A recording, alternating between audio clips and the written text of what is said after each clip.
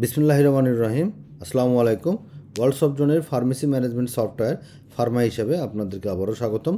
তো এই পর্বে দেখাবো, এটা আমাদের 5 নম্বর পর্ব। এই পর্বে আপনাদেরকে দেখাবো যে পজ সেলস, আপনারা সেলস কিভাবে করবেন, যেটা মূল পর্ব, সেটা হচ্ছে সেলসটা কিভাবে করবেন সেটাই দেখাবো। তো আপনি যদি এখান থেকে সেলস থেকেও আপনি পজ সেলস করতে পারবেন, আবার এখানে যে শর্টকাট করা আছে আমাদের, শর্টকাটে ক্লিক করলেও আপনি দেখেন এই যে পজ সেলসে চলে যাবে। তো আপনি যখন সেল করবেন, এটা আপনি যদি হোলসেল করতে চান তাহলে এখান থেকে do you want to wholesale, এখানে টিক বাটন দিবেন। আর যদি হোলসেল না হয় তাহলে এখানে টিক বাটন দিবেন না। তারপরে দেখেন এখানে যে এই যে ব্যাচ নম্বর এক্সপায়ারি ডেট আছে, যদি আপনি ব্যাচ কিংবা এক্সপায়ারি ডেট ওয়াইজ সেল করতে চান তাহলে আপনি ক্লিক করেন, এই যে এখান থেকে ব্যাচ এক্সপায়ারি ডেট ওয়াইজ আপনি এইভাবে সেল করতে পারবেন। আর যদি মনে করেন যে না, আমি ব্যাচ এক্সপায়ারি ওয়াইজ সেল করব না, কারণ ব্যাচ এবং এক্সপায়ারি ডেট ওয়াইজ সেল করতে হলে কিন্তু অবশ্যই এটা মাথায় রাখতে হবে, আপনি ঠিক ব্যাচ এবং এক্সপায়ারি অনুসারে কিন্তু পারচেস করতে হবে এবং ঠিক সেলও ওইভাবেই করতে হবে। তাহলে আপনি অ্যাকচুয়ালি এক্সপায়ার্ড প্রোডাক্টের লিস্ট পাবেন কিংবা আপকামিং এক্সপায়ার্ড প্রোডাক্টের লিস্টটা পেয়ে যাবেন।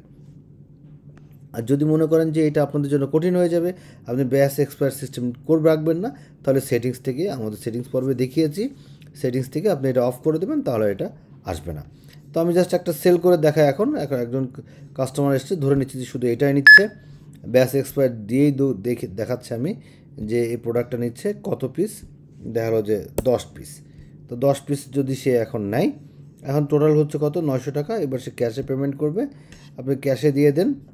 আমি দিয়ে দিলাম যে সে 1000 টাকা আপনাকে নোট দিয়েছে, তাহলে এক্সচেঞ্জ কত দেবে, 100 টাকা সে রিটার্ন দেবে। আপনি এখানে দেখতে পাবেন যে আপনি কত টাকা আপনি রিটার্ন পাচ্ছেন, একবার রিটার্ন দিচ্ছেন, আপনি দিতে হবে সেটা আপনি এখানে দেখতে পারবেন। দিয়ে আপনি এটা জাস্ট সাবমিট করে দেন, তাহলে প্রোডাক্টটা সেভ হয়ে গেল, সেলসটা সেভ হয়ে গেল।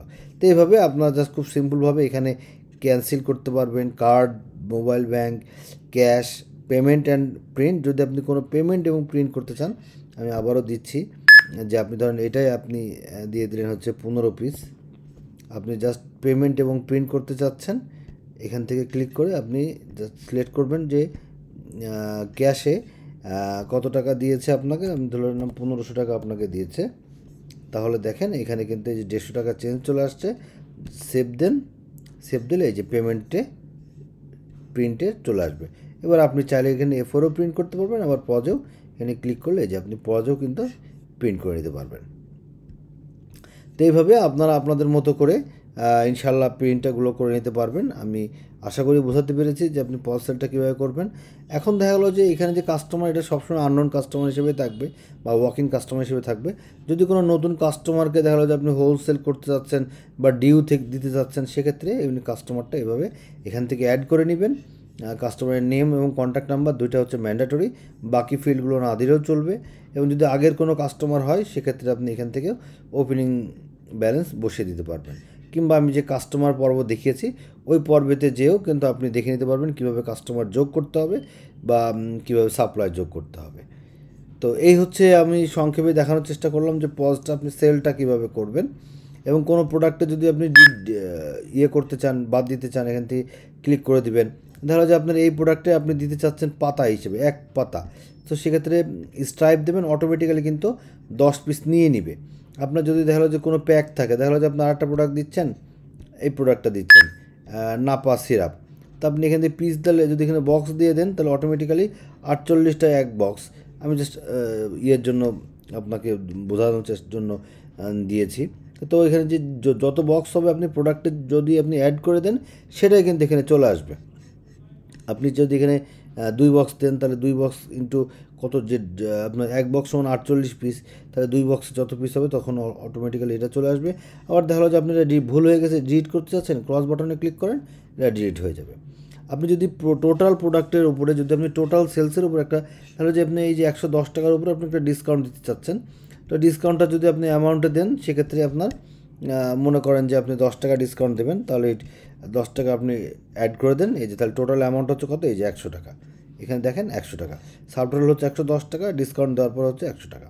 এবার আপনি এটা সেল করে দিতে পারবেন। আবার যদি আপনি মনে করেন যে আপনি প্রোডাক্ট ওয়াইজ ডিসকাউন্ট দেবেন, এখানে কিন্তু দেখেন এখন প্রোডাক্ট ওয়াইজ ডিসকাউন্টটা নাই।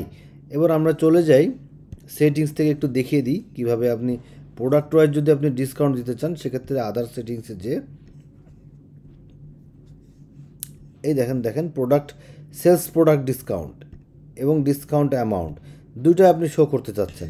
এখন আপনি চাচ্ছেন যে ব্যাস এবং এক্সপায়ার থাকবে না, অফ করে দেন, অফ করে দিয়ে এবার সাবমিট করেন।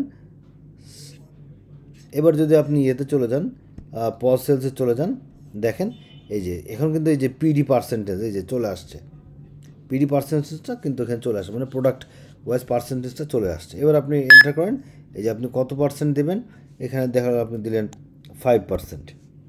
এখন যদি আপনি এটাতে দেন 25%, সেটা কিন্তু নিবে না, দেখেন খেয়াল করে, এই যে নিবে না। আমি কিন্তু সেটিংস পর্বে দেখিয়েছি যে আপনি যদি এখানে ফিক্স করে দিতে পারবেন যে এর বেশি ডিসকাউন্ট আপনার সেলসম্যানরা দিতে পারবে না, প্রোডাক্টের 20%-এর বেশি ডিসকাউন্ট দিতে পারবে না। আপনি 19% দেন, তখন কিন্তু নিবে। দেখেন 20% অটোমেটিক চলে আসছে, তার মানে এর বেশি আপনার আর নিবে না। এখানে শো করে দিচ্ছে সফটওয়্যার যে আপনার ম্যাক্সিমাম সিলিং হচ্ছে 20%। তো আপনি যদি এখানে 19% দেন তখন কিন্তু নেবে, কিন্তু আপনি যখন এখানে দেখেন 22% দেন, তখন লেখা চলে আসবে যে ডিসকাউন্ট এক্সিড দ্য লিমিট।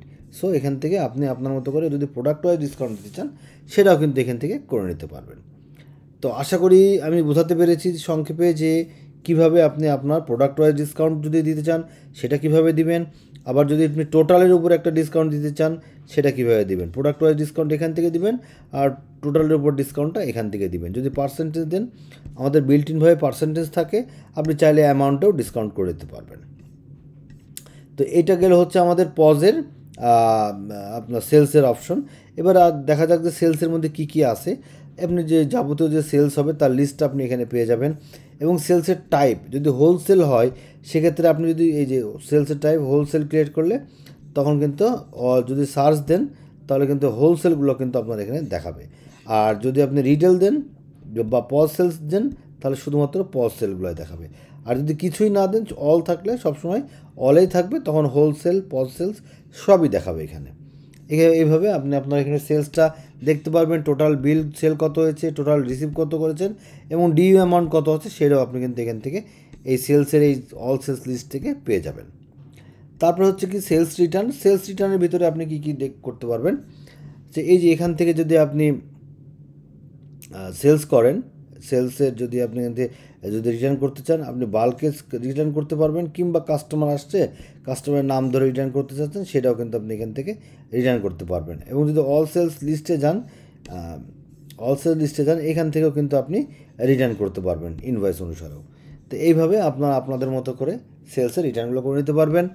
তারপরে সেলসের ডিউ কালেকশনও আপনি এখান থেকে করে নিতে পারবেন, যদি কোনো সেলসের ডিউ থেকে থাকে সেটাও কিন্তু আপনি এখান থেকে কালেকশন করে নিতে পারবেন।